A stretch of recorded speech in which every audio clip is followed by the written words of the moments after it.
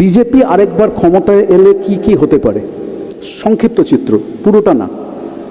1, 2025-এ আরএসএসের 100 বছর পূর্তি, ভারতকে হিন্দু রাষ্ট্র ঘোষণা। আমি তো আরএসএসে ছিলাম, তো তাদের থেকে বেরিয়ে চলে আসার পরে গত 40 বছর ধরে আরএসএসের বিরুদ্ধে কাজ করে যাচ্ছি। RSS is a fascist organisation.